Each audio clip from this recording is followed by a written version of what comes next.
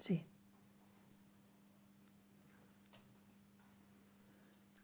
Vale, pues buenas tardes y como siempre procede, lo primero, agradecer a la Fundación Gustavo Bueno y al Ayuntamiento de Santo Domingo de la Calzada y especialmente a Gustavo Bueno Sánchez la invitación por estar en esta mesa que trata sobre la discusión sobre la cuestión de la verdad en la historia. Bueno, esta cuestión de la verdad, la cuestión de la verdad en la historia nos pareció que era un tema que merecía un amplio detenimiento y por eso hay una mesa que se titula La cuestión de la verdad en la historia 1 y otra que será mañana La cuestión de la verdad en la historia 2 que coordinará Tomás García López. Entonces me ha tocado a mí coordinar esta por acuerdo. Y entonces voy a plantearlo de esta manera. Para mantener la distancia con relación a debates que fueron internos de la Fundación y de los miembros, de los investigadores de la Fundación, a lo que haré inmediatamente alusión, pues he optado por presentarlo a través de una obra de un gnoseólogo desde nuestra perspectiva de la historia, desde un teórico de la historia como Adam Schaff, una obra que se titula Historia y verdad. Entonces me va a servir Historia y verdad de alguna manera para tener un referente y plantear una serie de cuestiones aquí con las que después podemos poder abrir el debate, para tener un referente y que de alguna manera también este referente nos ayude a distanciarnos de aquellas discusiones, pero que son las mismas, pero a distanciarnos del plano subjetual y verlo en un plano completamente objetual, que es el planteamiento que está haciendo él. Y además para conseguir otra cuestión, para conseguir que no se piense que estas discusiones son esotéricas en el sentido con ese, que no son esotéricas, son cuestiones que están en la tradición filosófica y son cuestiones que están debatidas desde prácticamente todo el siglo XX, finales del XIX y todo el siglo XX, por los historiadores, y por lo tanto que son cuestiones en las que el materialismo filosófico interviene, pero recogiendo la tradición, y que además tampoco estamos inventando un hombre de paja, como se suele decir ahora, que se utiliza mucho esa expresión, sino que nuestro hombre, en todo caso, es un hombre de celulosa, que es la pasta de papel que se utiliza en Historia y verdad, ¿no? De Schaff. Entonces, claro, el debate sobre la verdad en la historia es un debate muy traído y llevado en el materialismo filosófico. En el materialismo filosófico es en su contexto y además en momentos puntuales, pues por ejemplo ha salido varias veces en la Escuela de Filosofía de Oviedo, ha salido algunas veces en los cursos de Santo Domingo de la Calzada y se ha discutido con bastante vehemencia en estas cuestiones en los cursos de Santo Domingo de aquí, pero de la Calzada, pero dentro del materialismo filosófico los planteamientos de la verdad pueden hacerse desde muchos planos y desde muchas escalas, desde muchas perspectivas, por decirlo así, ¿no? Por ejemplo, a partir de la teoría del cierre categorial y de la identidad sintética. Es una cuestión que ha salido constantemente y que se ha discutido aquí. También a partir de la verdad, de la idea de verdad que estableció Gustavo Bueno en Televisión, Apariencia y Verdad, cuestión que voy a soslayar porque ya saldrá más adelante en el apartado número 2, ¿no? También se puede decir que tiene mucho que ver la cuestión de la verdad con las metodologías alfa y beta operatorias, y también tiene mucho que ver con la distinción entre las ciencias naturales y las llamadas ciencias naturales y las ciencias llamadas por nosotros, sobre todo, ciencias humanas y etológicas. Y también tiene mucho que ver con la cuestión de la imparcialidad del historiador y con la imparcialidad gnoseológica y con la imparcialidad asiológica, etc. Es decir, que todas estas líneas están cruzando por la cuestión de la verdad, todas ellas. Entonces, desde la perspectiva del materialismo filosófico se pueden plantear esto desde muchos planos. Bien, pero no solo desde el materialismo filosófico, desde el idealismo los historiadores también la plantean, quiero decir, por ejemplo, Collingwood, Croce, etc., ¿no? Desde el materialismo histórico, el mismo Adam Schaff, las sugerencias de Lenin en el materialismo empírico-criticismo también, pero el propio Marx, están constantemente hablando de la verdad porque están además cruzando por las metodologías alfa y beta y que tienen mucho que ver con la teoría de los fenómenos y las esencias, es decir, que no solo dentro del materialismo filosófico, de nuestra corriente filosófica, sino de otras corrientes filosóficas en muchos planos, y etcétera, ¿no?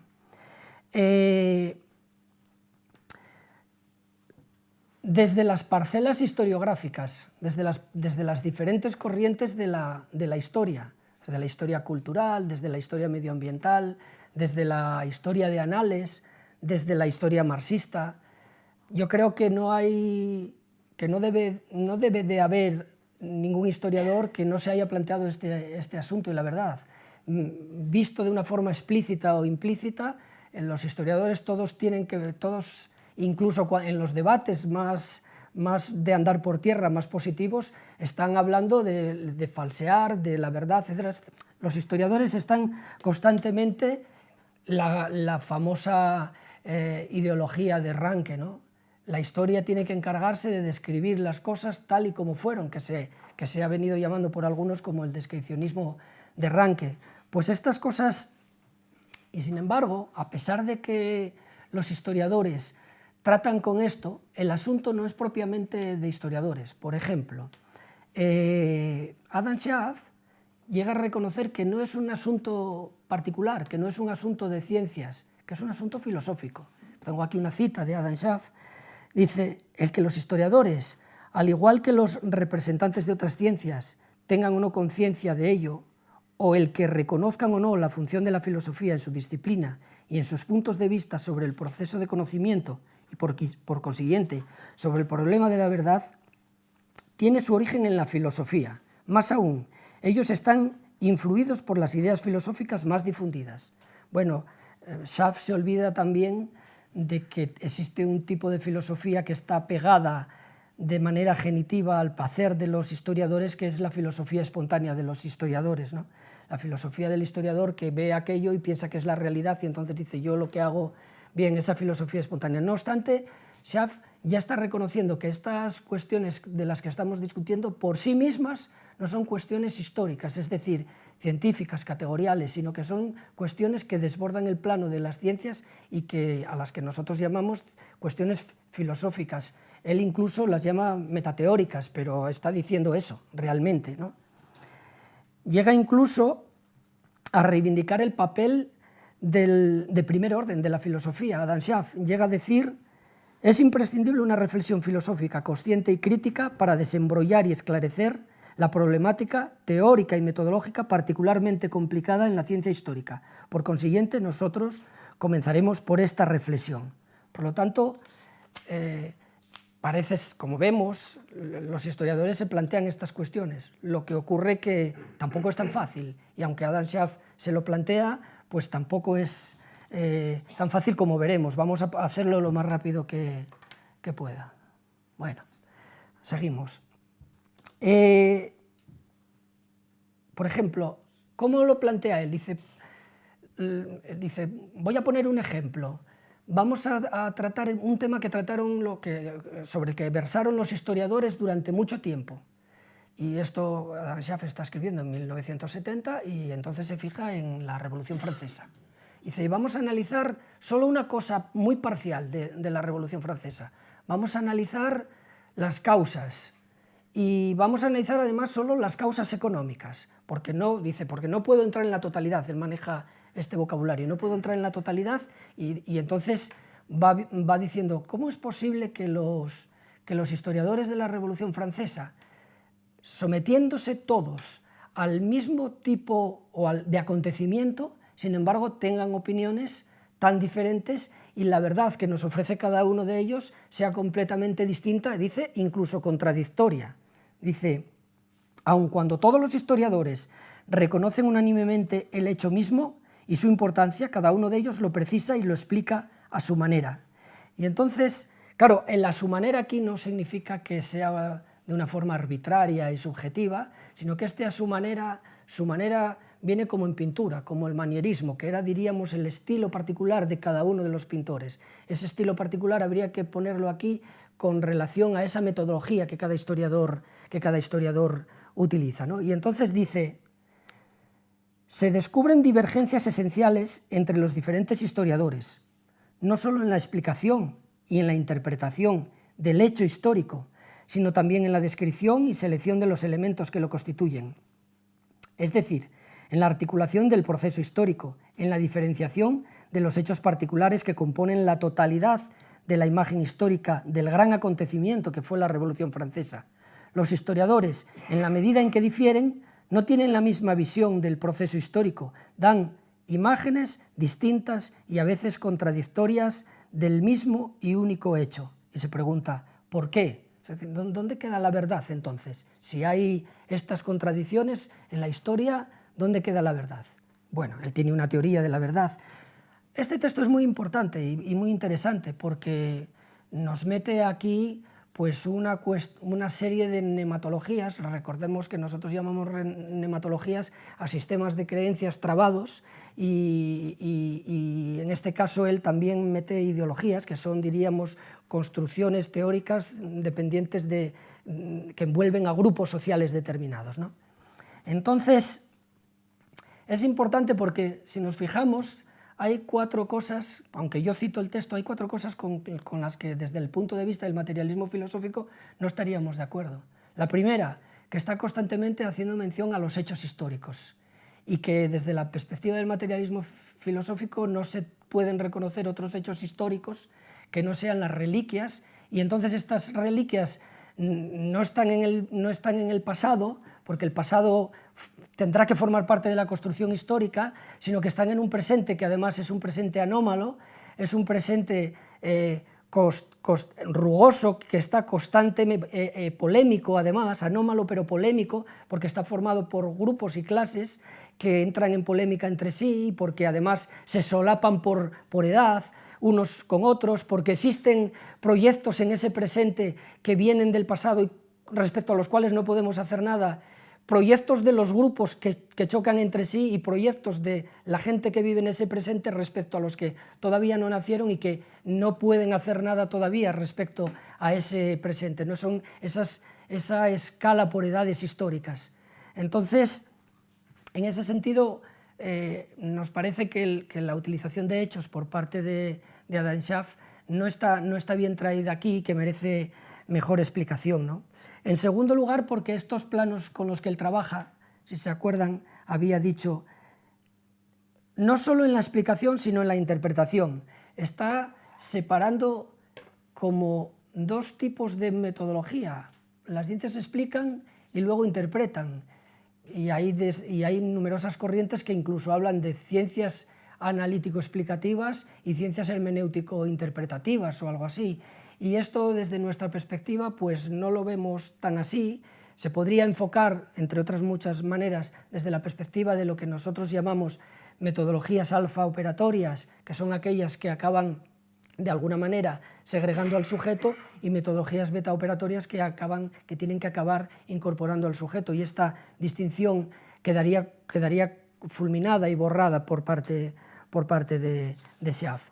También hay un tercer punto en el que Adam Schaff presupone que el trabajo del historiador está involucrado con las ideas de todo y parte. De hecho, hay un pasaje en el que dice, de lo que acabo de leer, que dice, los hechos particulares parte, que componen la totalidad, pero tampoco él nos aclara a qué tipo de partes se está refiriendo, si estas partes son formales o son materiales, si estas partes son partes atributivas de un todo atributivo, o partes distributivas, etc.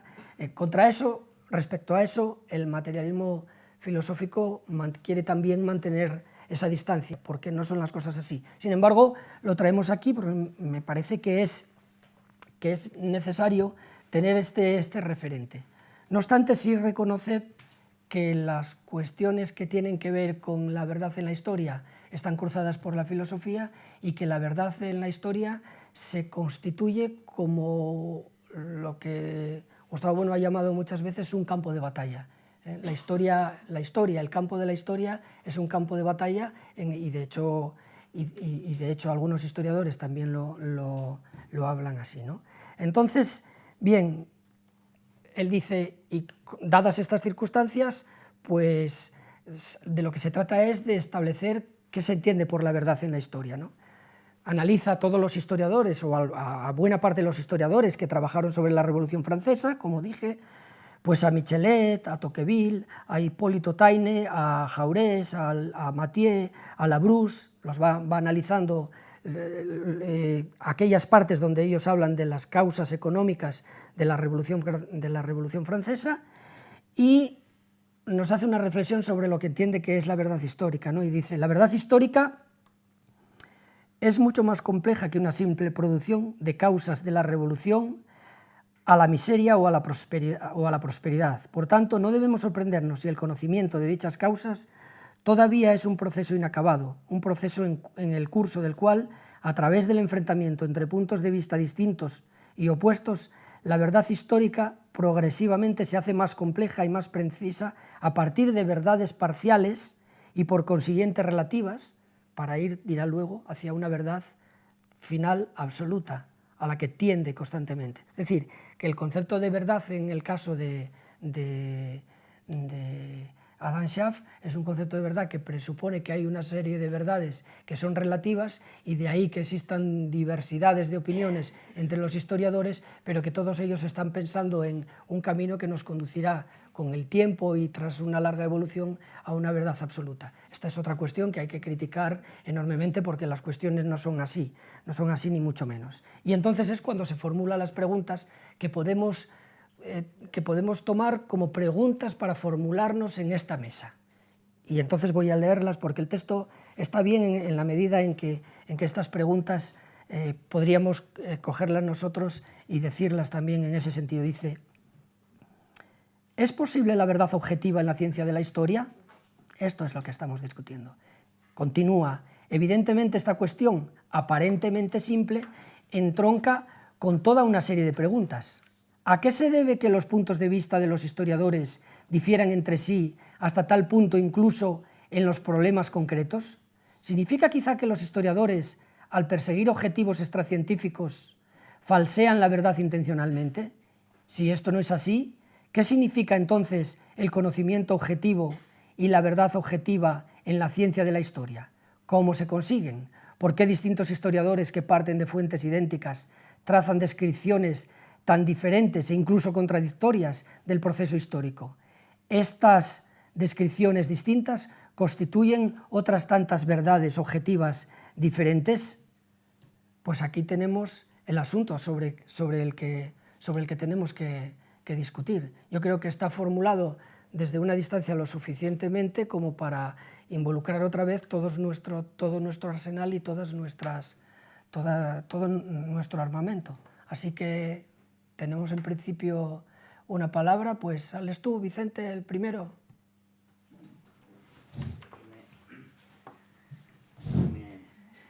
¿Me invitas? Pues hago yo.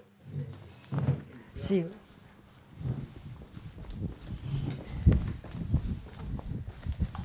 Bueno, pues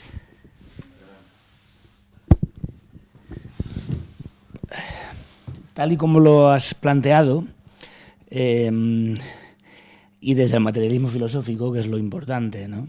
En este caso, habría que tener en cuenta que la verdad es una idea que se dice de muchas maneras.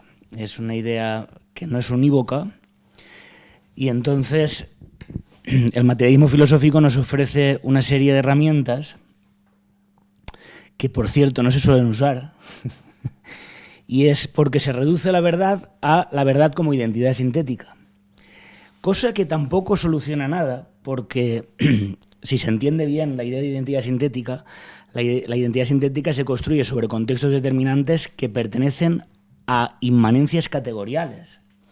Luego, aquí ya tenemos un problema, porque las verdades del químico son distintas de las verdades de la que trabaja con la termodinámica, del que trabaja con la geometría, es decir, que son verdades regionales, no son verdades totales. Y la historia no es un campo que no es regional, porque, como bien dijo Tomás el otro día, es un término sin categoremático y entonces necesita el genitivo, filosofía de.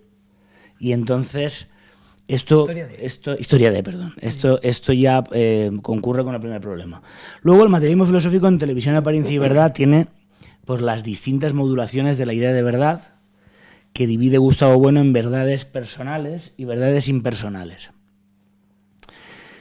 Aquí ya la historia tiene más campo, ¿no? Aquí porque evidentemente identidades sintéticas es imposible, porque la historia está cruzando por distintos campos que no pueden cerrarse, que no son categorías cerradas, y por lo tanto es poroso, es un campo muy poroso. Pero si ya tomamos como perspectiva las verdades personales, pues aquí sí que tendríamos verdades de producción, verdades de acción, verdades de resolución concreta. El problema es cuando el historiador utiliza la verdad de la historia como verdad impersonal, como verdad lógico-material, como verdad de alguna manera análoga, porque tampoco es que lo sepan, ¿no? Como verdades como identidades sintéticas. Es curioso que la teoría de cierre categorial yo creo que nace contra el fundamentalismo científico y muchas veces se utiliza para amparar el fundamentalismo científico. Esto es muy curioso. Y entonces esto lo que hace es ayudar a esa perspectiva del historiador como científico, en el cual dicta una serie de sentencias a modo de teoremas. De hecho, aquí alguna persona que hace disparates ha utilizado el sintagma teorema científico, además sin comillas. Y yo creo que esto concurre el siguiente problema. Al hacer historia de, pues en mi campo, por ejemplo, cuando se utiliza historia de la música, pues ¿qué ocurre? Que la idea de verdad en sentido unívoco, en sentido científico, fundamentalista científico, y amparado por el historiador que se cree una especie de químico y establece cuál es la verdad, cuando entra en campos como el arte, por ejemplo, lo que hace es destruir el arte. Lo destruye. ¿Y qué ocurre? Hace su función. Es una función de destrucción que tiene su función. En la época de Bach, o en la época de Haydn, o en de Mozart, o de Turina, o de los grandes músicos de la historia, cómo tocar música era un problema de los músicos. Cómo juzgar una obra de arte musical era un problema de los músicos y también de la filosofía, como crítica del arte. ¿Qué ocurre? Naturalmente esto cruza aspectos históricos, pero cuando la historia empieza a sustituir...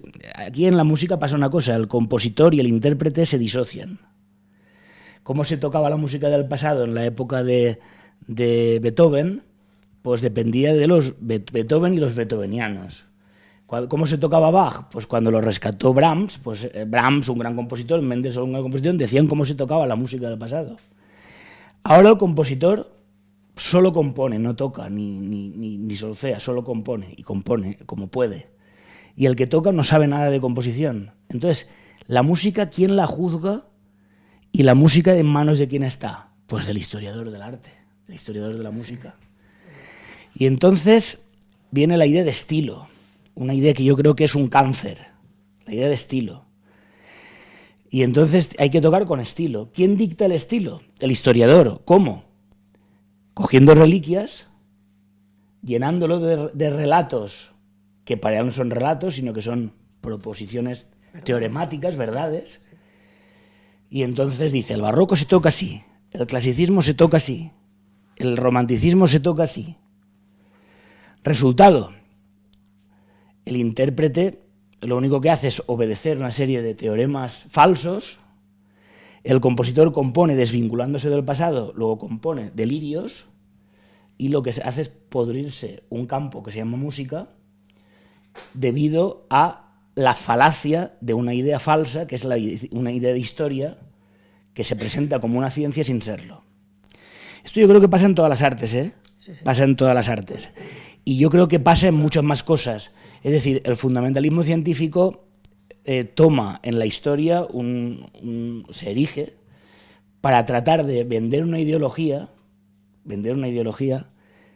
revistiéndola de un dogmatismo y de una verdad sin tener en cuenta que la idea de verdad, la idea de historia, no son conceptos, son ideas, y que por lo tanto necesitan un sistema filosófico para ser resueltas. Entonces, lo que estamos haciendo aquí tiene un campo de trituración tan enorme que yo creo que lo primero que habría que decir es que el historiador tiene que saber que lo que está haciendo son relatos, y esos relatos sobre las reliquias, que son inseparables, pues tienen que estar de alguna manera concatenadas al campo sobre el que están trabajando.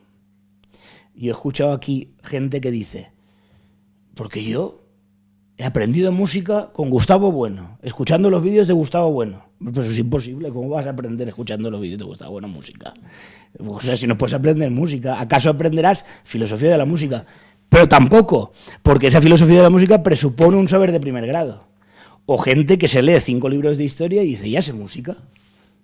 Historia de la música. Historia de la música, pero da igual, se puede decir de historia de la pintura, de historia de la química. Pues lees un libro de historia de la química y dices, ya sé química. O de la historia de las matemáticas, ya sé matemáticas. Pero es que esto es muy complicado, porque estas historias cruzan los propios campos. Y cada campo tiene su especificidad. Entonces, el historiador, lo que se presenta en este caso, es como un impostor peligrosísimo. Sí. Pues nada, muchas gracias, Carlos.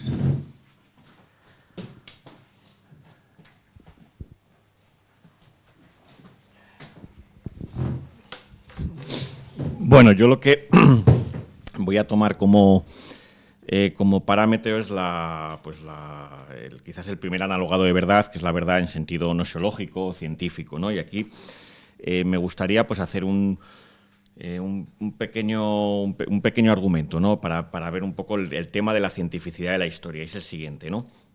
Desde la teoría del cierre categorial, que es la filosofía de la ciencia y el materialismo filosófico, la particularidad que tiene la historia es que, al igual que otras ciencias humanas, pues tiene un doble plano operatorio.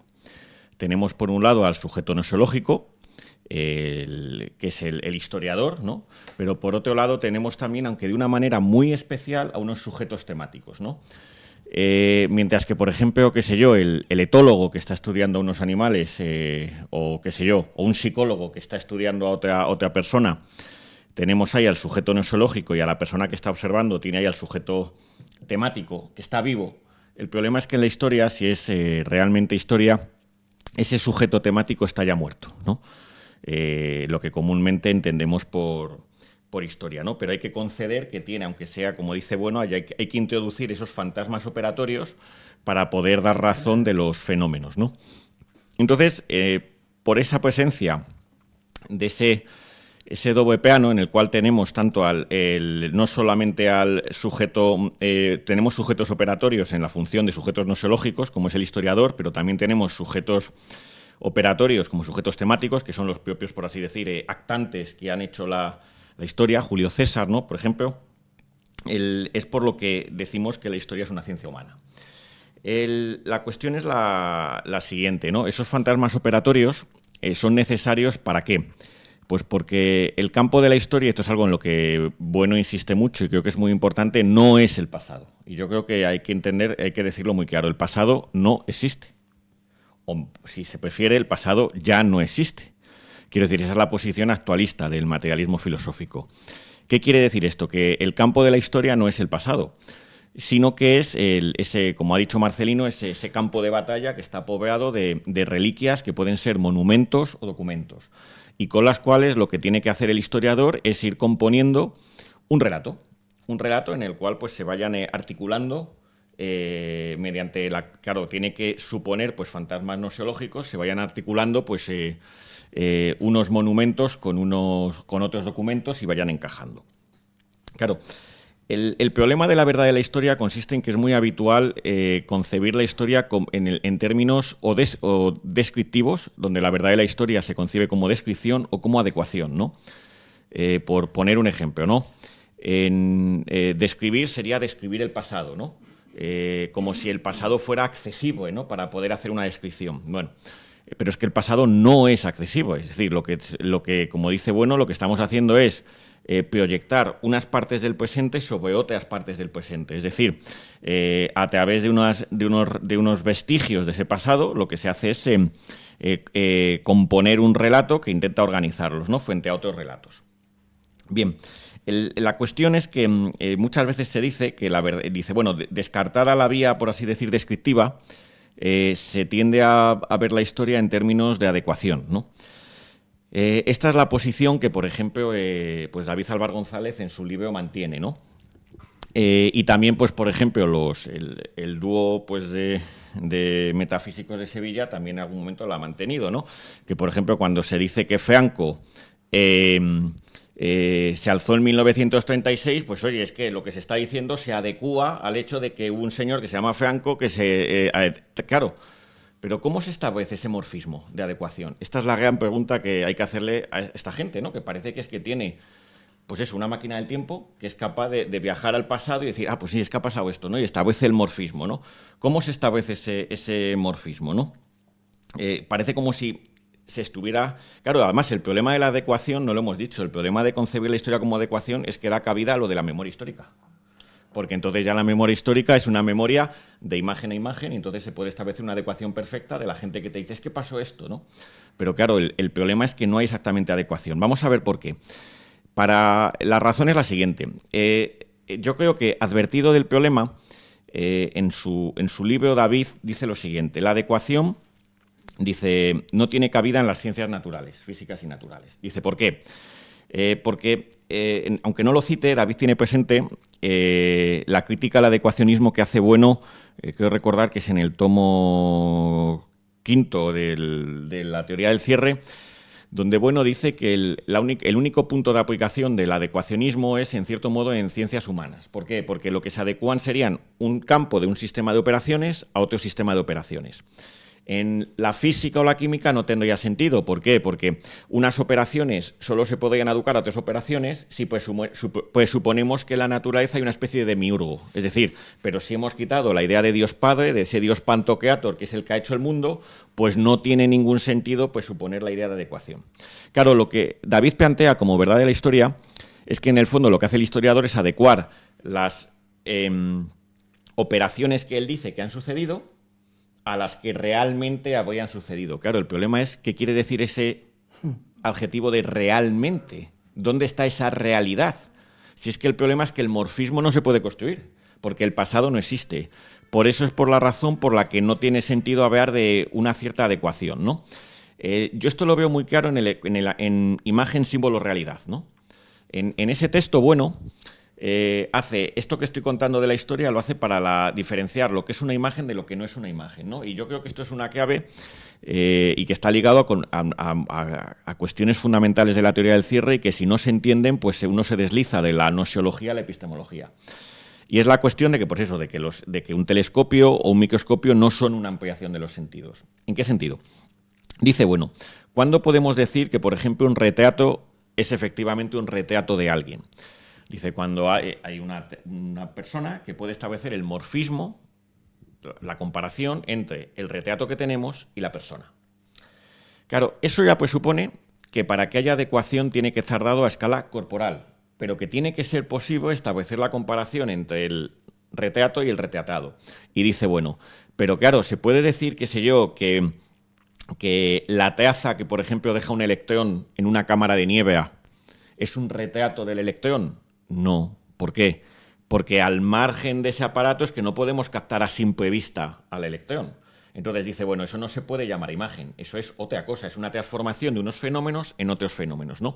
Entonces, aquí el problema yo le veo igual. Quiero decir, las personas que se empecinan en hablar de adecuación, descripción, representación en ciencia, están pues suponiendo que se puede acceder al pasado. Y eso es metafísica, se quiera o no, ¿no? Entonces, ¿qué teoría de la verdad es la que puede tener su punto de aplicación en la historia? la de la identidad sintética. Pero ojo, en el siguiente sentido. En la historia, lo más que hay, y estos son pese a las cuestiones que, por ejemplo, se han discutido en su momento con Pedro Insúa, o en un diálogo filosófico en Madrid hace no mucho con Iván Vélez, al respecto, Iván Vélez y Atilana Guerrero también pues se enfrentaron, ¿no? Es la cuestión de que puede haber identidades sintéticas, sí, pero esquemáticas. Es decir, como decía Vicente el otro día, que son resultancias de operaciones. Pues, por ejemplo, ¿en qué sentido? Puede haber una identidad sintética esquemática, que es un resultado configuracional. Pues en el sentido de aquello que decía Pedro, que en eso tenía razón, de que el historiador formula un hecho histórico y encuentra diferentes documentos que efectivamente convergen, confluyen en ese hecho. Claro, pero eso no es más que una identidad sintética esquemática, es un resultado de una serie de operaciones que producen un determinado hecho, no es ni mucho menos una identidad sintética sistemática, donde ya nos remontamos del plano fenoménico a un plano esencial y se supone que hay una neutralización de las operaciones, ¿no? Ahí las operaciones no quedan neutralizadas. ¿Por qué no quedan neutralizadas? Porque la historia que compone relatos es una historia fenoménica, que no puede prescindir en ningún momento de los fantasmas operatorios, de los sujetos operatorios. Es decir, no se pueden neutralizar por completo las operaciones de los sujetos temáticos.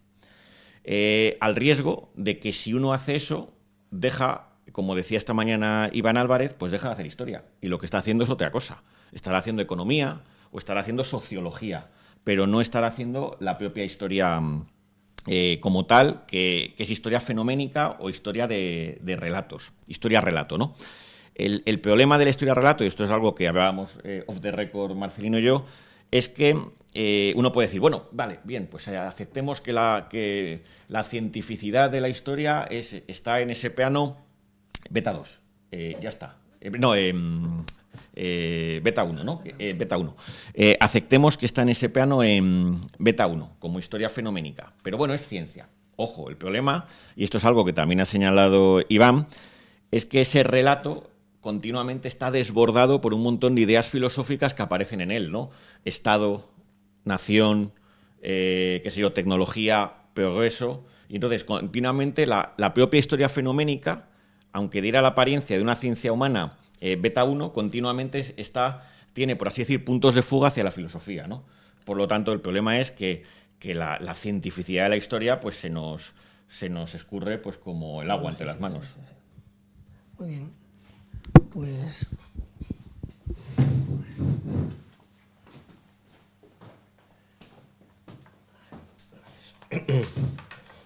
A ver si al hilo de buenas tardes, de lo que han dicho los que me han precedido, puedo resumir, si cabe más, todo lo que tenía que decir. En principio, porque yo iba a contraponer la figura y la ciencia histórica a otra disciplina, al derecho y a la figura del juez. La relación historia-derecho viene de antiguo y, por una parte, los procesalistas, ya veremos quiénes, dentro de derecho se han visto reflejado en lo que hacía el juez, ya veremos qué juez, se ha visto reflejado en lo que hacía el historiador, y el historiador se ha visto reflejado en lo que hacía el juez. Voy a poner rápidamente 3 ejemplos de un historiador, aunque no por este orden necesariamente. Carlo Ginzburg, el padre de la teoría del indicio, que aparte de un caso que a él afecta muy particularmente, el procesamiento de una persona que él tenía como amigo y considera inocente, y a raíz del proceso que sufre, bueno, lo conocerán, el caso Sofri, el atentado que en el 68 se produce en Milán, hay una serie de muertos, se acusa a una serie de líderes del movimiento Lucha Continua, y en el proceso, digamos, de interrogatorio, uno de estos investigados pues sufre una muerte violenta, y tiempo después el inspector que analizaba estos hechos es asesinado. Culpan entre otros a Sofri, que era conocido de Carlo Ginzburg, y Carlo Ginzburg, a partir de este hecho, analiza todo el sumario, todas las declaraciones, todo el juicio, y no solamente compara este hecho, y este hecho sirve para comparar la relación entre el juez y el historiador, y de paso regresa a las relaciones entre historia y derecho que él encuentra ya en Grecia. Por otra parte, la relación entre el historiador y el juez sirvió de título ya a muchas obras, dentro de esto ya de los procesalistas. Año 47, pues Piero Manfredi hace una obra titulada El juez y el historiador, Piero Calandrei, en el que establece por primera vez, él entiende las relaciones entre el método del juez y el método del historiador. Hablo desde la perspectiva, aquí se habló desde la perspectiva, digamos, de la nosología. Yo estoy hablando por boca de los epistemólogos, es decir, de la concepción que estos jueces e historiadores tienen. Quiero decir que Calamandrei dirá que tanto el juez como el historiador se ocupan de dar cuenta de la reconstrucción de hechos pasados a partir de una metodología que tiene como fundamentalmente elementos parciales, lo que más tarde Ginsburg dirá aquello de los indicios, pruebas, etc., y a partir de los cuales, y de manera no absoluta, evidentemente, dará una valoración sobre los mismos, determinará la verdad o falsedad. Verdad de los hechos, falsedad de los hechos o, digamos, hechos no juzgados o no probados. Dije lo del juez porque, de momento, en España ustedes saben que, a menos que estén inmersos en la televisión material y no pongan nada a la televisión formal para ver en directo lo que está pasando, en España hay al menos la fase, digamos, de cuando se lleva a cabo un análisis por parte del ámbito del proceso. De momento, digo de momento porque la ley que quieren aprobar va a eliminar que hemos comentado, va por una parte el juez que se dedica a la construcción del sumario, el juez instructor, que es el que estamos viendo continuamente en televisión, que lleva a cabo una serie de actividades, tales como interrogar, tales como pedir, las que se llaman diligencias, ¿no? Pedir a las fuerzas y cuerpos de seguridad de Estado que lleven a cabo determinadas investigaciones y que en el límite puede llevar a cabo acciones cautelares del tipo retirar el pasaporte de determinada persona para evitar riesgo de fuga o, digamos, que es en prisión por el temor a que se fugue y o elimine pruebas. Como bien saben, lo que hace el juez instructor en ningún momento es juzgar, simplemente va recogiendo y determinando el campo, digamos, aquí he hablado étic, no émic, el conjunto de elementos que son susceptibles, digamos, de ser juzgados.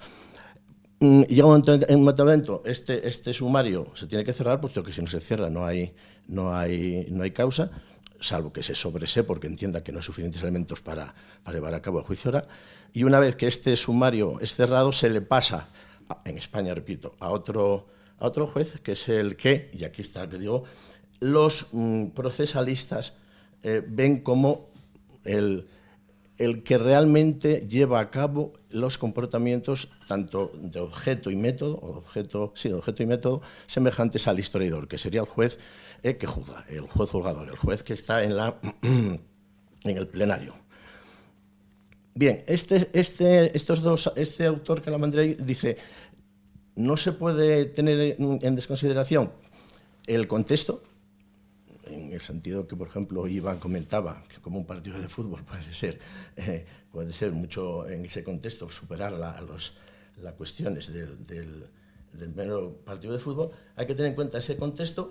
El juez, a partir de estos indicios, a partir de lo que está viendo, como si fuese un, digamos, juez de silla de un partido de tenis, habla la defensa, habla la acusación, etcétera, etcétera, se va construyendo, y aquí estoy incorporando ya la jerga de un segundo autor, Michele Tarufo, también procesalista, de hecho procesal penal, pero que entendemos que ya del ámbito de la filosofía del derecho, porque comentaba esto lo que decía Schaffer acerca de que la cuestión de la historia supera al historiador para convertirse en filósofo, en filósofo de la historia. Viene a decir lo mismo, analizar lo que hace el juez para determinar el juicio de hechos, es decir, qué hechos son verdaderos, qué hechos son falsos o qué hechos no son probados, desborda las propias categorías o las propias normas que el juez tiene, digamos, como vinculado a su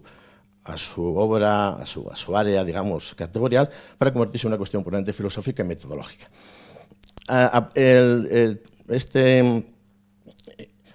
Comentaba ahora cuál era el problema de la verificación, de la adecuación-verificación. Claro, el problema con que se encuentran, y esto ya sería la solución que aporta Tarufo a este problema de se pueden verificar unos hechos que por definición son pasados o no existe, dice, no, esto está muy fácil. Nosotros hablamos de hechos, los hechos no son ni verdaderos ni falsos, los hechos están dados ahí. Sobre lo que se enuncia o sobre lo que se pronuncia la verdad o falsedad es sobre los enunciados, de hecho. Entonces, el hecho no es si murió, mataron o no mataron, sino el enunciado X llevó a cabo Y, está probado a partir de esos indicios, esas pruebas que las partes van aportando, cada una de ellas, y que van modificando la conciencia, digamos, epistémica, cito casi literalmente, del juez. Este modo paradigmático de ver al juez es punto por punto lo que Ginsburg entiende también que le pasa al historiador, ¿no? El historiador parte de una serie de indicios, parte de unos hechos que tanto el juez como él desconocen. En principio y en teoría, el juez que lleva a cabo el juicio oral desconoce los hechos. A él se les van precisamente, en cuanto va desplegando el sumario y va llamando cada una de las partes a los diferentes testigos de distintas, van manifestando, van enunciando, van creando una narrativa que sobre la cual el juez construye la verdad. Pues sí, queda probado a partir de estas pruebas que tuvo lugar este hecho constitutivo de delito, etcétera, etcétera, etcétera. ¿Cuál sería el problema aquí? Ginsburg, cuando dice el juez y el historiador, relaciones entre derecho y de la historia, viene de lejos, y aquí viene ese regreso que me parece mucho más interesante, ¿no?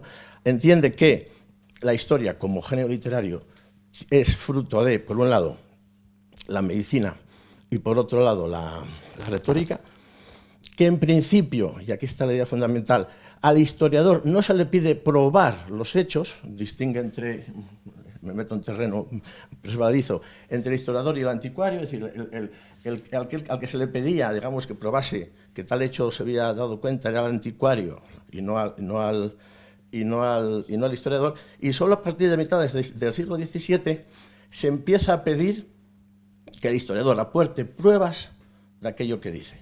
Él cita, hay una obra de un jesuita donde dice de las pruebas necesarias para que él, bueno, cito, lo digo directamente. Bueno, quiero decir con esto que la idea fundamental aquí, en la que convergería, digamos, la búsqueda de la verdad por parte del historiador y por parte del juez, sería pruebas. ¿Cuál es el problema? Y aquí estaríamos en otra idea. Creo que hay muchas clases de pruebas. Claro. Hay tantas clases de pruebas que uno puede entenderlas desde el ámbito de metodologías, desde las pruebas puramente científicas alfa, que es la que de alguna manera ahora mismo en el ámbito jurídico tiene más relevancia. Ahora bien, tiene relevancia, pero sometida a un hecho fundamental, que es la contrastación. Sí. Por mucho que aquí venga, digo aquí en el plano de un jurado o de un juicio, alguien venga con una prueba maravillosamente descrita en términos operatorios, un análisis de ADN, cualquier de estas pruebas, digamos, de las ciencias duras, pero que no pueda ser contrastada por la otra parte, el juez no la puede tener en consideración. Aquí no vale decir, oiga, esto es un análisis de ADN y es un análisis de ADN, vale. No. Lo importante no es tanto la prueba alfa, cuanto el principio de contrastación. En este sentido, la verdad de los enunciados, ya digo, hablo siempre en plano MIC desde el punto de vista del juez, vendría dada precisamente porque todas y cada una de las pruebas aportadas han podido ser contrastadas por las dos partes. No porque una prueba tenga más calidad entre nuestra terminología, alfa-operatoria, que vale más un análisis de ADN que un testimonio, o vale más una prueba de huella dactilar, donde se comprueba. En fin, es verdad que últimamente todas estas pruebas que antes se entendían como sometidas o validadas o aceptadas están siendo reducidas, de manera que ahora mismo desde el plano alfa-operatorio serían las pruebas de ADN, las biológicas, las más relevantes. Entonces, y termino, la idea sería esta, ¿no? El historiador, en el fondo, hace, y en la forma, es decir, como objeto y como método, hace lo mismo que el juez y viceversa. Si se trata de decir que X llevó a cabo Y, ese X puede ser un sujeto histórico, puede ser cualquier sujeto anónimo, y ese Y puede ser pasar el Rubicón o abrir en canal a una persona que tenga al lado. Bueno. Vicente. Lleva el Vicente. Bueno, pues ahora empezamos con el lío, ¿no? Sí. Bueno, yo quería un poco plantear lo que Carlos había dicho de que la verdad podía entenderse como identidad sintética esquemática. Ahí él ha anticipado una distinción muy importante de la teoría del cierre, que es identidad sintética esquemática y identidad sintética sistemática. Y claro, eso va unido a la idea de contexto determinado frente a la idea de contexto determinante. Yo lo que creo es que eso es problemático. ¿Por qué? Porque los contextos determinados, en el ejemplo que pone, los ejemplos que pone bueno la teoría del cierre, por ejemplo geométricos, ya están encaminados a ser antecedentes de lo que después constituirán contextos determinantes sobre los cuales se constituirán las identidades sintéticas. Pero claro, eso presuponiendo que estamos en un campo al menos técnico o tecnológico bastante delimitado. Lo que yo veo más complejo es que la historia esté este campo delimitado. Por ejemplo, un ejemplo que yo he puesto antes, ¿no? Una partitura. A la hora de, por ejemplo, reeditarla, reconstruirla, está claro que el contexto determinado sería la partitura. El problema es que como esa partitura nunca puede ser un contexto determinante, porque no lo puede ser, inmediatamente ideas filosóficas y criterios estéticos y ideologías van a penetrar en la decisión del editor y en la decisión de la persona que va a reconstruir eso.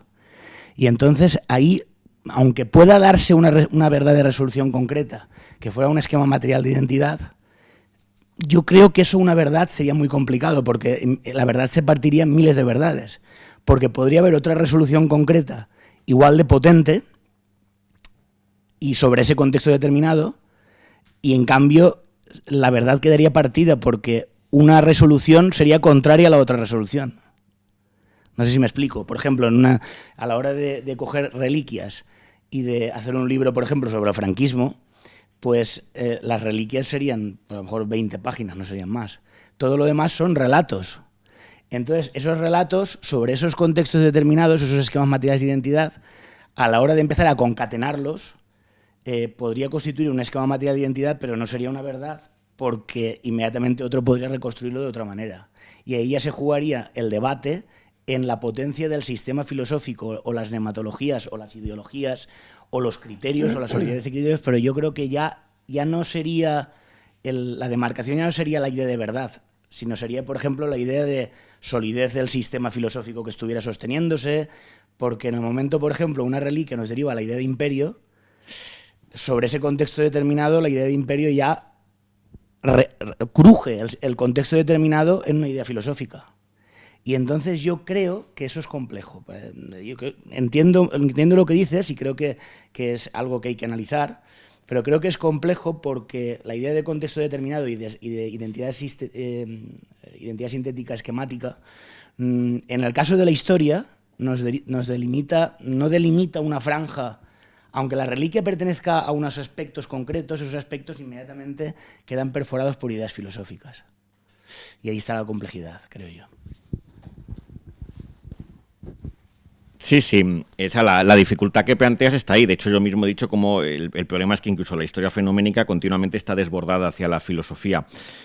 Yo lo que comentaría es que la situación que planteas, no tanto por la cuestión de las ideas filosóficas, sino el hecho de que se puedan reconstruir el material de dos maneras diferentes, ¿no?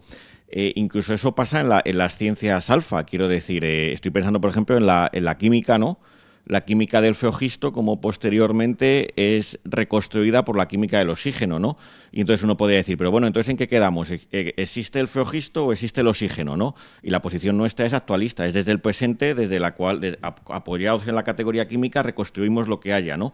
Habrá que ver las franjas de verdad. Entonces, en ese sentido, yo sí que creo que puede haber en el caso de la historia, en cuestiones muy puntuales, que, por ejemplo, qué sé yo, decir, a ver, que se me... los aztecas hacían sacrificios humanos, ¿no? Que es un ejemplo que suele poner Iván Vélez, ¿no? Si encontramos entre unos restos arqueológicos, esto que se encontró en estos restos el mallazo con las calaveras y tal, ¿no? Eso yo creo que tenemos ahí junto con otros relatos que se compone ese monumento con otros documentos como pueden ser las crónicas de los españoles diciendo que hacían sacrificios y tal, y ahí tenemos un resultado configuracional que sería muy sencillo. Los aztecas realizaban sacrificios humanos, ¿no? Claro, serían como cuestiones muy puntuales, ¿no? Es decir, en el momento, claro, que eso quieres articularlo en un relato sobre la conquista de América, ya, ¡bum!, eso ya desborda. Pero sí que creo que en ciertas cuestiones puntuales muy ligadas a lo que serían, pues eso, muy acotadas, sí que creo que se podrían establecer un poco a la línea de lo que Bueno dice que en las técnicas y tecnologías, pues que no son ciencias, tenemos también identidades sintéticas esquemáticas, ¿no? Resultados configuracionales, ¿no? Pues algo parecido. Aquí tendríamos una especie de resultado configuracional que es ese relato de efectivamente hacían sacrificios humanos. Te lo compro enteramente. El problema es que, claro, la analogía con el primer ejemplo que has puesto se rompe en el momento, ese cosa constructo configuracional se plantea como verdad. Yo creo que esto ya es más delicado. Porque sería una verdad de resolución concreta o de acción, es la acción de lo que se produjo ahí, el sacrificio, etc. Y eso es una verdad de acción o de producción, que tiene la solidez que tiene. Pero plantearlo como verdad desde un punto de vista noseológico, yo creo que ya sería más allá de la verdad personal, porque aún así, aún siendo una configuración tan sencilla, precisa de una concatenación de operaciones del historiador que otro siempre podría hacer de otra manera. Entonces yo creo que ahí está la complejidad. Y ya cuando desbordamos algo tan concreto, ya se complica más. Yo en ese sentido creo que las modulaciones de verdad de la televisión Apariencia y Verdad serían más plausibles con la complejidad de que unas verdades podrían entrar en contradicción con otras. Y eso no hace más que demostrar que la ciencia, que la historia, pues tiene un estatuto científico muy problemático. Muy problemático. Sí. Por citar a otro teórico del derecho, en este contexto de considerar el proceso, como dice lo siguiente, ¿no? El proceso es, por así decirlo, el único caso de experimento historiográfico en el que las fuentes actúan en vivo, no solo porque son asumidas directamente, sino también porque son confrontadas entre sí, sometidas a exámenes cruzados y se les solicita que reproduzcan como un psicodrama el acontecimiento que les juzga. Quiero decir que más actualismo que hay en un proceso no hay en ningún lado, y más concreto y más particular del análisis que se analiza, porque es la situación o el caso concreto de este, y más pruebas y más cada uno de los participantes en acción, digamos, aportando las pruebas y aportando los argumentos y por lo tanto tratando de, por un lado, la defensa, digamos, cerrar en el sentido casi físico, ¿no? Que esos argumentos que está dando juegan a favor de su defendido.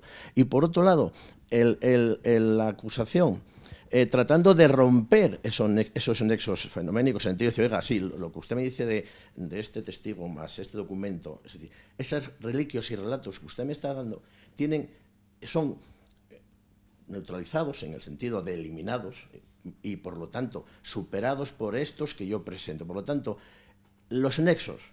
Es verdad que los analíticos dicen es una narrativa, es decir, son enunciados sobre los hechos, no son los hechos en sí, pero es verdad que a mí me parece, no estoy apostando ahora por el proceso, pero sí que es verdad que en esta relación entre historiador y juez y entre el proceso, en el sentido de análisis de la realidad que hace el historiador, caso concreto, con el juez en la vista oral, caso concreto, más actualismo, en el sentido que nosotros practicamos, de decir, el aquí y ahora no hay.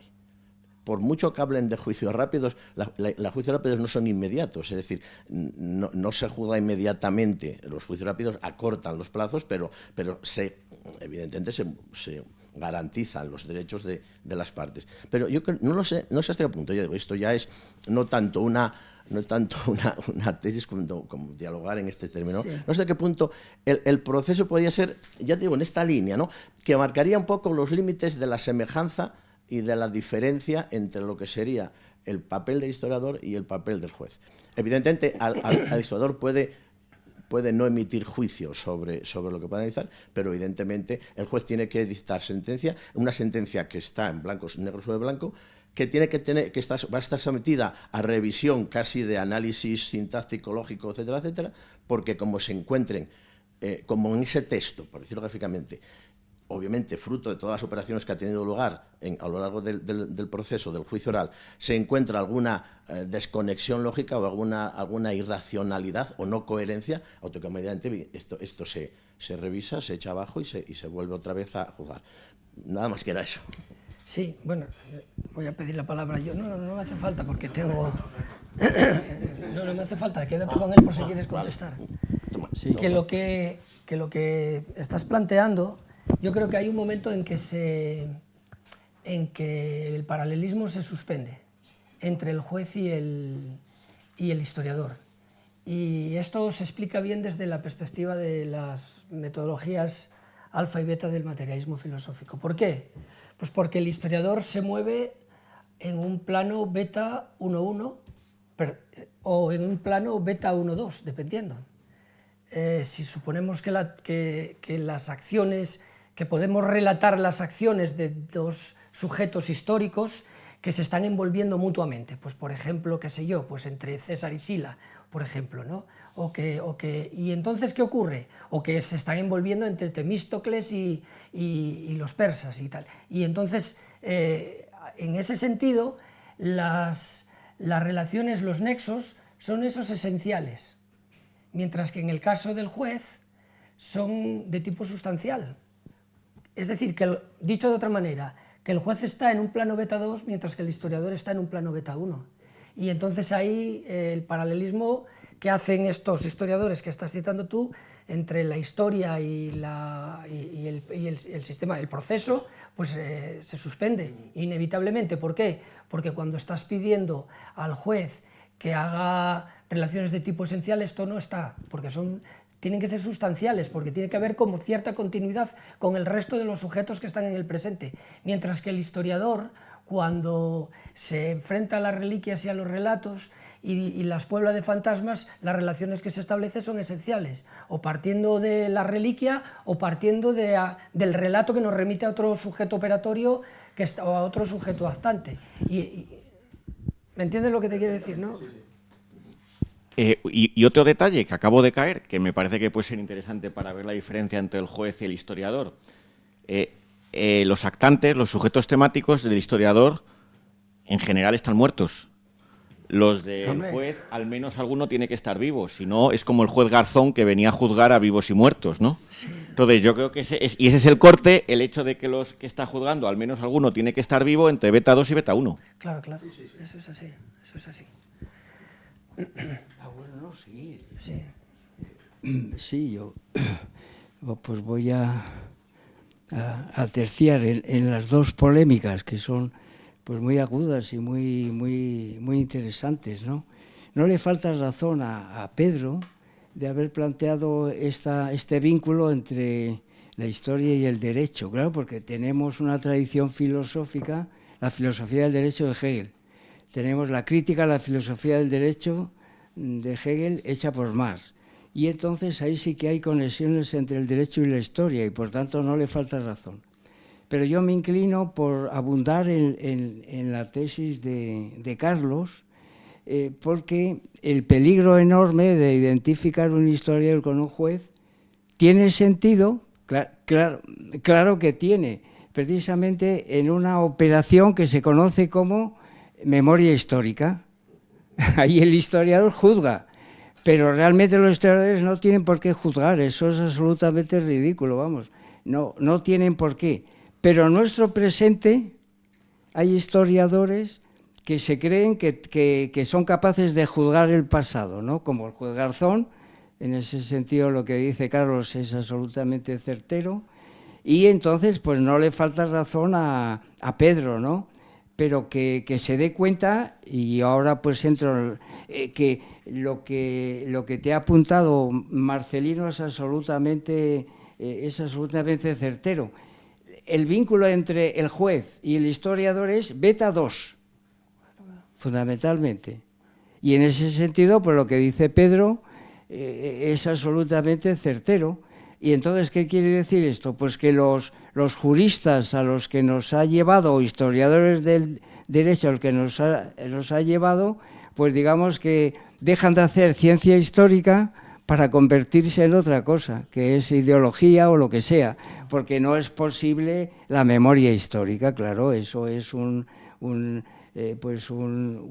delirio absoluto. Bueno, y entonces, pues que en el otro debate que también me pareció realmente interesante, ¿verdad? Es decir, entre la tesis que mantiene Carlos, ¿no? El historiador como una especie de esquematizador, y la tesis que mantiene Vicente de que el historiador que se mete en esos berenjenales pues puede llevarnos a la impostura, al impostor, pues ¿cómo se tiene que resolver esto? ¿O qué solución hay? Vamos a ver, en una palabra, lo de los esquemas pues suena un poco pues yo diría, ¿no? Lo haría coincidir con la ciencia de simple inteligencia, que nos lleva, pues qué sé yo, a descubrir que hay estructuras, que hay proporciones, eso es simple inteligencia, ¿verdad? Pero ir más allá de eso, pues es ciencia de visión. Y entonces aquí, pues, ¿dónde está el punto medio? Lo que don Gustavo llama ciencia media, que es beta 1. Beta 1. Y entonces, pues, el historiador deja de ser impostor y no se acerca a lo que podría ser la ciencia de visión o la ciencia de simple inteligencia, si lo que hace es sencillamente, a partir de lo que tiene, que le ofrece el presente, que son las reliquias y los relatos de los que ha hablado muy bien Vicente, ¿verdad? Pues construye, en este caso si se va a hablar de reconstruye, las operaciones del sujeto, de los sujetos empíricos y gnoseológicos que construyeron las reliquias, porque las reliquias son objetos fisicalistas que tuvieron que tener fruto de unas operaciones. Y entonces, pues el historiador lo que tiene que hacer es reconstruir eso. Y por tanto, la idea de metodología, lo que don Gustavo llama metodologías beta 1, pues es absolutamente certero. Aquí, de alguna manera, pues despeja esos peligros, ¿verdad?, de la impostura y de la ciencia de visión que creen que algunos ustedes pueden tener. Entonces, nosotros tenemos que reconstruir las operaciones que dieron lugar a la construcción de esos objetos, ¿verdad? Y esto es 1 beta 1. Pero también cabe reconstruir esas mismas operaciones a partir de otras operaciones que se mantienen a la misma escala. Y entonces pues aquí ya entra el mundo de la dialéctica entre esos objetos materiales y los relatos, pero que el historiador, según yo he entendido de todos los textos que he tenido que trabajar estos tiempos, pues tiene que ceñirse a lo que podríamos llamar, pues eso, metodologías beta 1, y no puede salir de ahí. Lo otro, bueno, se da y tiene su interés, pero que se sepa que tiene peligros, y el peligro de esto pues es naturalmente el llevarnos a una impostura o a una imposibilidad, claro. Por mucho que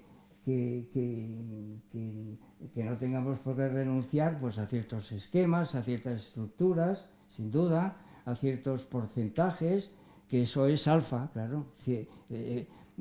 Pero lo estrictamente histórico es naturalmente beta 1. Y de ahí no podemos salir, y ahí está la verdad. Y entonces a Pedro, pues eso, decirle que tiene razón siempre que su identificación del historiador y el juez, pues lo lleve precisamente a un tipo de metodología de esos historiadores que ven la cosa así, que es beta 2. Pero eso ya, ahí también la historia deja de ser ciencia. Sí, claro. Coge. Sí, simplemente que comenté al principio que yo iba a moverme en el plano EMIC. Quiero decir que yo estoy hablando por boca de historiadores y de teóricos del derecho que entienden este tipo de similitudes, ¿no? Simplemente eso. Lo que quería comentar con Carlos, ¿no? Cuando hablaba de descripcionismo y adecuacionismo, claro, en el ámbito del proceso, si lo situamos en beta 2, corregidme que vosotros que tenéis más frescura y conocimientos de la obra de Gustavo Bueno, creo que en el volumen 2, cuando habla de descripcionismo y de adecuacionismo, estoy seguro, al menos, que él pone el ejemplo del juez, en este caso sí que del juez que juzga, no del juez que digamos, investiga o lleva a cabo el sumario, como hace referencia en el libro, en el texto que hemos comentado de Historia y Derecho, ¿no? Digo, Derecho, sí, de Enrique Mora y de ellos, ¿no? Cuando habla de que hizo referencia a Van Gogh, ¿no? Y es precisamente cuando él dice, cuando el juez dice al testigo, cuente usted lo que ha visto.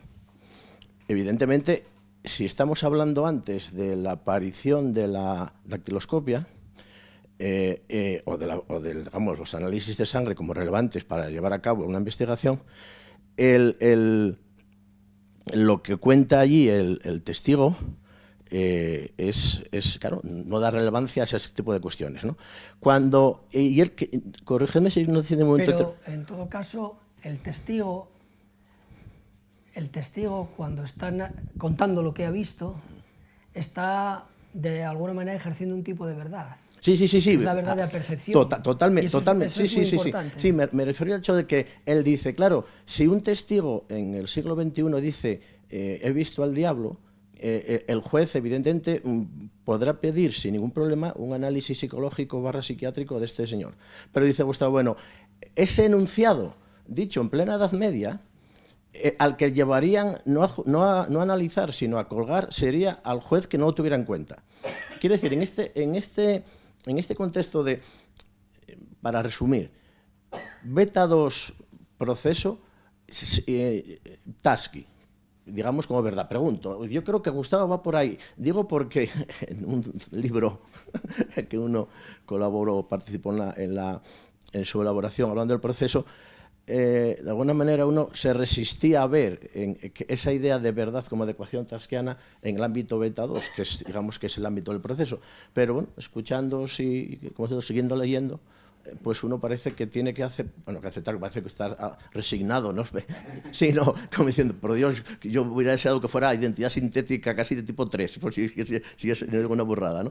Quiero decir que distinta, y en ese sentido, cuando subimos en la escala y nos metemos ya en el historiador, donde la verdad que podríamos establecer en el ámbito del historiador, evidentemente jamás sería esta del adecuacionismo visto Tasky, ¿no? Simplemente era eso. Digo, por si alguien puede aportar luz o añadir algo a. Y de palabra, pues entonces la cojo yo para decir una cosa a propósito de Vicente, porque me ha encantado mucho la reflexión que hizo aquí en la mesa y ha sugerido, con esa afirmación que todos conocemos, por supuesto, de que la historia se dice de muchas maneras y que la historia es un término sin categoremático, lo que quiere decir que depende del apellido que le pongamos a historia. Sin categoremático es esto, que no es lo mismo la historia de la tecnología sumeria que la historia de la música española del siglo XVIII y así sucesivamente. Entonces, se me ocurrió, sobre todo teniendo en cuenta un concepto de Bueno que publicó en El mito de la derecha, que es el secuestro del término socialismo, si acaso hablar por parte de los historiadores de la sociedad y la política de una suerte de secuestro de la historia, porque no están teniendo ni el plano intencional, ni el plano en cuenta, ni el plano intencional, ni el plano extensional, y me explico para el público en general. Cuando hablamos de la historia desde el punto de vista extensional, queremos decir que esa historia puede ser una historia universal o una historia regional. Y cuando hablamos de la historia desde el punto de vista intencional, queremos decir que la historia puede ser general o específica. Pongamos ejemplos. Pues una historia universal, general, pues puede ser la historia pues de todos los aspectos que son relativos a los seres humanos y además universal desde los primeros tiempos hasta la actualidad y recorriendo todas las regiones. Una historia general de tipo específico podría ser, una historia general de tipo regional podría ser la historia de España, por ejemplo. Una historia universal pero de tipo específico podría ser la historia de la música, y una historia universal específica y una historia regional de tipo específico podría ser la historia de la música española. Tener en cuenta estas diferencias entre las distintas historias, si es en el sentido general o en el sentido específico, etc., supone romper el concepto de historia con letra mayúscula, mayúscula y negrilla, en el sentido de que existe una historia que es la más importante, etc. Generalmente los historiadores, estoy pensando en Adam Schaff, pero también estoy pensando en Carr, en Tuñón de Lara, en Pierre Vilar, estoy pensando también pues, en Hobsbawm, etc. Cuando hablan de la historia, están hablando de la historia socioeconómica o político-social y económica, y entonces toman esta historia como el concepto máximo de historia, despreciando los otros tipos de historia, qué sé yo, pues la historia de los berbiquíes, o la historia de los fusiles, o la historia de las armas, y entonces cuando hablan, no están hablando, parece que no están teniendo en cuenta esto, y en cierta manera entonces estos historiadores están ejerciendo una idea de la historia que están secuestrando el término historia para su campo específico, sin tener en cuenta los otros campos específicos en los que también se mueve la historia, ¿no? Entonces, me pareció muy interesante la posición y las tesis que defendió aquí Julia, porque seguramente no lo representó, y si lo representó no nos lo dijo, pero seguramente que lo estuvo ejerciendo en todo momento, o por lo menos a mí sí que me lo sugirió lo que estaba diciendo, ¿no? Entonces hay como por parte de los historiadores de un secuestro de la palabra historia para determinados ámbitos de la historia, como si lo demás no fuese historia, como si, qué sé yo, la historia de la constitución de determinado instrumento musical, o la historia de las técnicas agrarias en determinada sociedad, o en varias, o ya así sucesivamente. Entonces esto es lo que pasa. Y entonces, claro, todo esto resulta que fragmenta completamente la idea de verdad, y solo podemos hablar de la idea de verdad desde una perspectiva, pues eso, filosófica, pero cuando estamos hablando en cada caso de la historia es completamente distinta, porque varían las reliquias y varían los documentos que tenemos en torno a ello, ¿no? Bueno, pues nada, si esto sugiere algo para que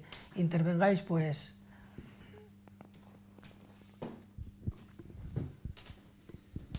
Totalmente, vamos, iba por ahí totalmente. Entonces esto me sugiere el poder incorporar algo más, que sería esta contradicción de verdades. Y entonces yo recuerdo que Tomás estuvo explicando esta mañana, me parece, que cuando Gustavo Bueno se refiere a historia esencial, él estuvo haciendo mucho hincapié en que era esencial en un sentido ontológico. Y claro, ese sentido ontológico, lo que viene a decir Gustavo Bueno en Reliquias y Relatos es el rompimiento de los fenómenos. Pero claro, ese rompimiento de los fenómenos, en cuanto ya lo quiere situar en un plano alfa, deja de ser historia. Y entonces se convierte en sectores alfa, pero de ciencias o de metodologías de distintas ciencias.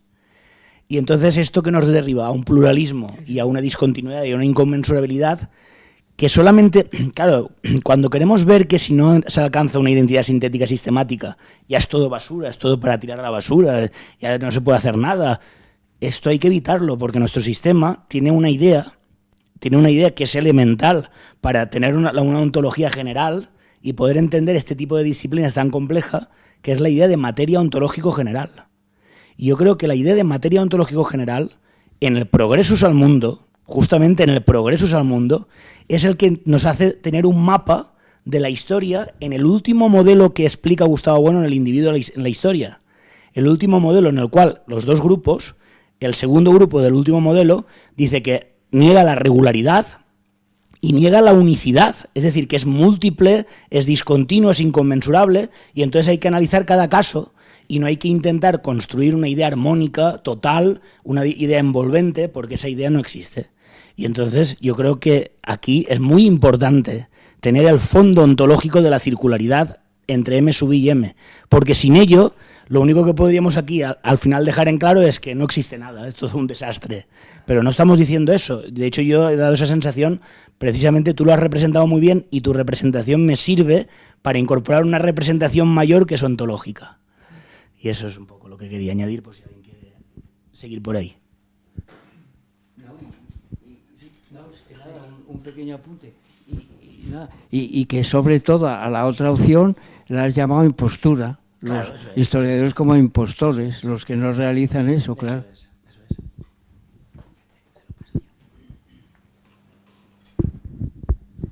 No, simplemente quería introducir otra idea. Ahora he introducido la idea de ontología y se ha hablado fundamentalmente de nosología, pero constantemente en los debates han aparecido términos que también son ideas como resolución, ¿no? Se ha hablado de las diferentes resoluciones, se ha hablado de verdades de resolución concreta. Ahora, por ejemplo, Vicente hablaba sobre contradicciones también entre diferentes verdades. Yo creo que toda esa terminología filosófica está pidiendo introducir otra noción, otra disciplina filosófica que acuñó Bueno, que es la idea de noetología. Y que muchas de las analogías que se han puesto entre la historia y otras disciplinas se aclaran precisamente cuando se introduce la idea de noetología, ¿no? En el caso del derecho es evidente, porque además has hablado de las pruebas, has hablado de la contrastación, que es un tipo de contraposición, es el segundo ciclo. El ciclo noetológico tiene 3 fases, que son la proposición, la contraposición o contradicción y finalmente la resolución. Entonces, muy bien. Esa analogía yo creo que está fundamentada precisamente en ese arco de racionalidad noetológica. Pero claro, al introducir la noetología, aunque es inseparable, digámoslo así, de la racionalidad nosológica, sin embargo no se agota en la racionalidad nosológica. Y a eso es a donde quiero ir a parar, porque claro, no voy a negar aquí en absoluto, porque sería un disparate, que la historia pueda analizarse en términos nosológicos, como se ha hecho y lo habéis hecho muy bien, porque efectivamente hay metodologías nosológicas actuando en la historia y hay que analizarlas. Pero ¿cuál es el problema? Que en esas metodologías nosológicas no se agota la racionalidad de la historia, no se agota.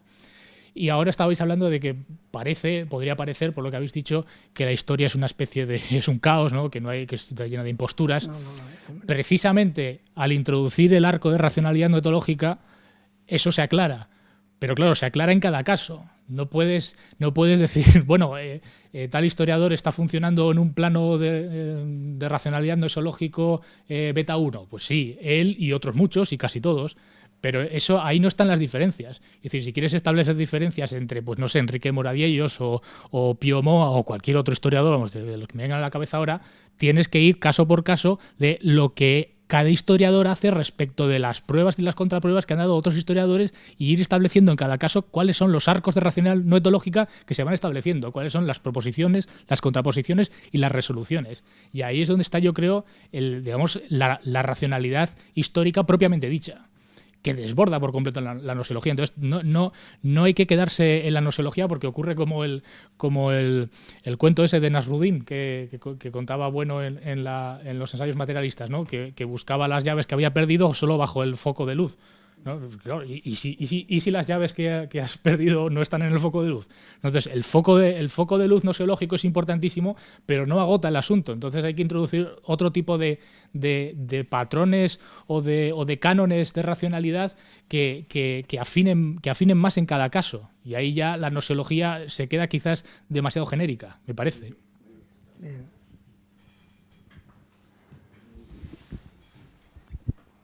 Pero con un matiz, diría yo, ¿no? Que o sea, lo que estaríamos de acuerdo es que la historia es racional, apoya racionalidades más potentes o no, pero claro, si discutimos la cientificidad, aquí yo creo que la clave es ir a la gnoseología. Entonces, el problema yo creo que está, sobre todo, o sea, lo estoy pensando por la gente que nos escuche, ¿no? Que puede decir, joder, vaya...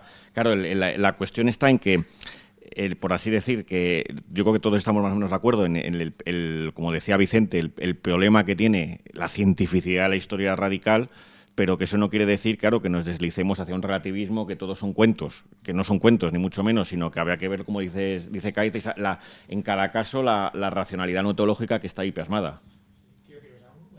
En el momento en el que ya, entre comillas, han superado ese debate, porque es que ese debate ya trae cola, ya ese debate, ¿no? Hay que decirlo ya claramente, es decir, desde el materialismo filosófico la historia no es una ciencia en el sentido positivo, no hay identidades sintéticas sistemáticas, no hay teoremas, aunque esto lo dicen y lo repiten 1000 veces y no sé por qué. Yo en el fondo creo que son razones prosaicas de gremialismo. Es decir, la ciencia te da un estatus que no te la da decir que eres un cuentista. Y dices, no, mira, he escrito una historia sobre el Imperio Español que es un cuento. Y dices, bueno, pues entonces, no, es una historia que es científica. Entonces, vale, amigo, entonces ya. Y los otros, los que dicen lo contrario a mí, son posmodernos. Y ya tenemos todo el campo de batalla ya formado. Pero eso es ideológico, es decir, eso es una pura ideología. Entonces, efectivamente, hay que introducir la crítica gnoseológica, absolutamente. Y lo habéis hecho y muy bien.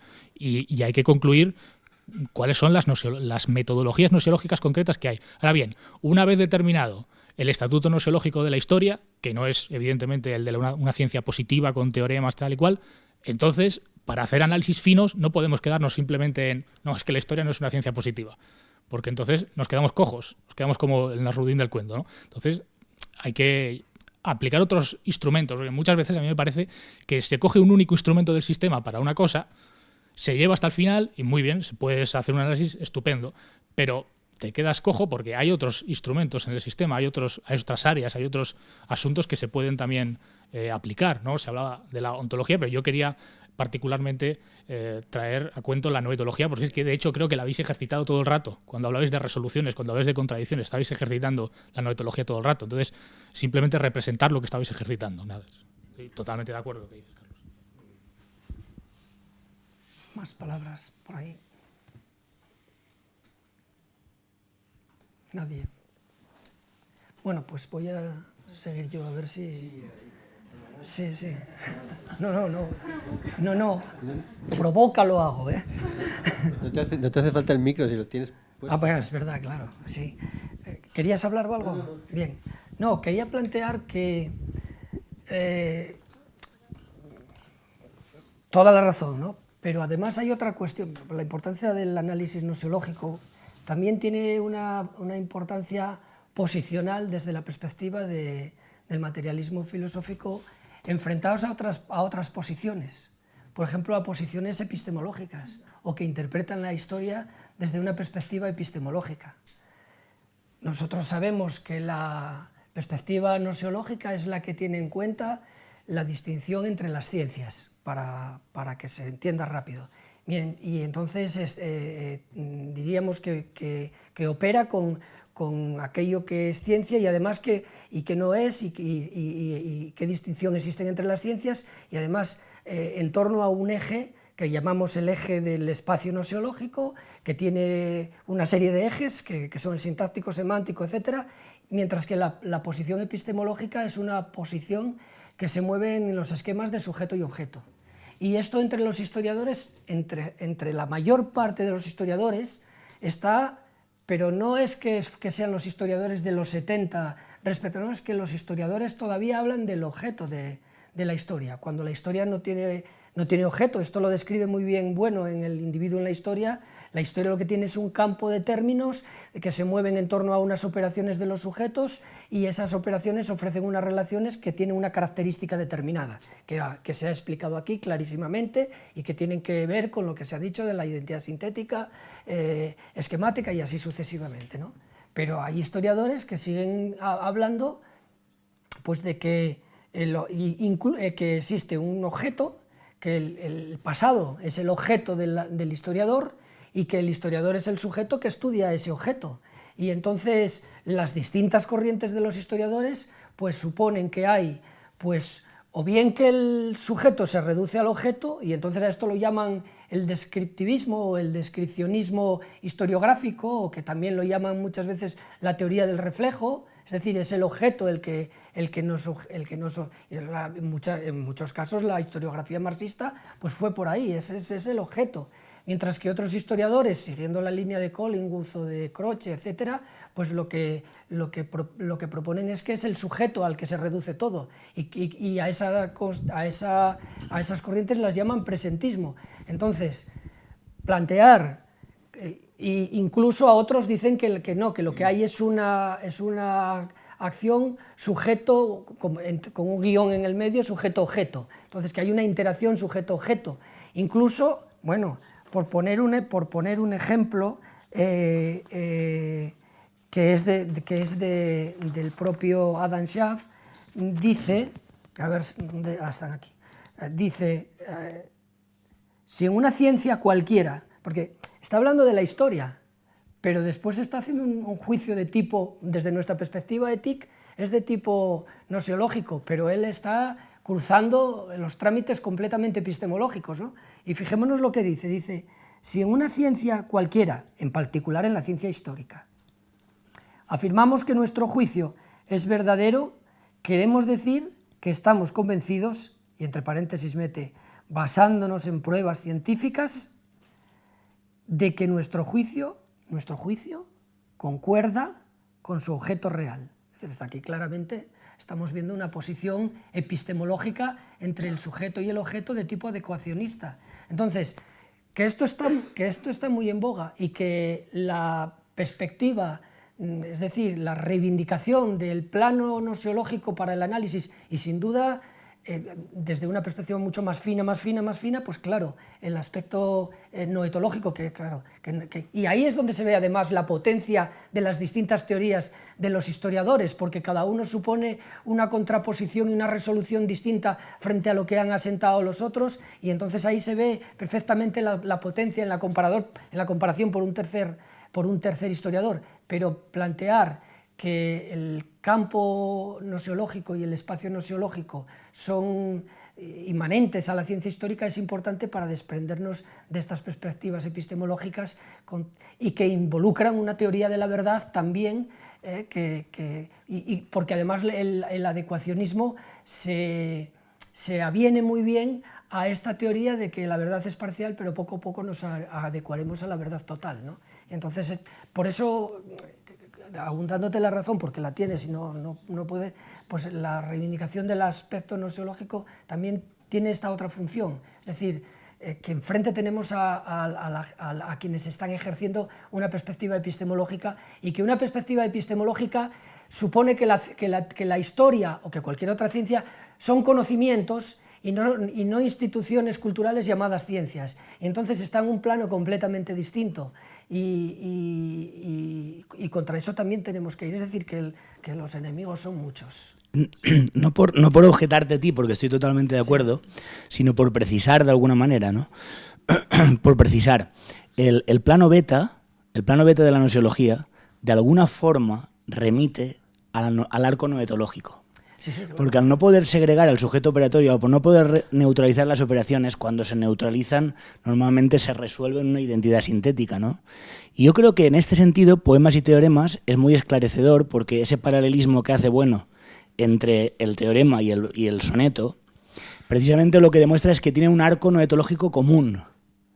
Porque obviamente en la proposición del teorema también hay operaciones. Lo que pasa es que al final quedan segregadas y en el otro no quedan segregadas. Y entonces, ¿qué ocurre? Que el plano beta de alguna manera remite a la noetología, y la noetología, que esto es lo que quería precisar, no remite a sujeto y objeto. Esto es muy importante, porque la noetología remite a noesis noema reinterpretado por Bueno partiendo del noema, pero el noema entendido como materia y forma. Es decir, que en ese sentido noetología y noesología tendían como parte común. Lo único que pasa es que la noetología, en un sentido más genérico de racionalidad humana, tendrían en común no ir en una perspectiva epistemológica, sino de sujeto-objeto, sino ir en una perspectiva de materia y forma. Desde otra perspectiva, desde otro punto de vista, la perspectiva epistemológica pues, recae en psicologismo también, y la noetología huye precisamente Exactamente, de eso. exactamente. Y exactamente igual que después precisa más Bueno, después de haber hecho la noetología en el paralelismo, y va a Poesía y verdad, donde dice, cuidado que con la noetología tampoco está todo agotado, pues exactamente como la noetología no da como resultado verdades en el sentido noseológico alfa operatorio, pues ya la cosa se resuelve en el caso de la historia en la ontología. Esa es la cuestión, que aquí noseología, noetología y ontología serían importantísimos para poder analizar el estatuto racional y el estatuto ontológico de la historia. Es decir, que habría que contar con esas tres ideas para poder ver cómo se mueven las metodologías y la racionalidad, el arco de racionalidad. Muy bien, pues alguna palabra más por ahí.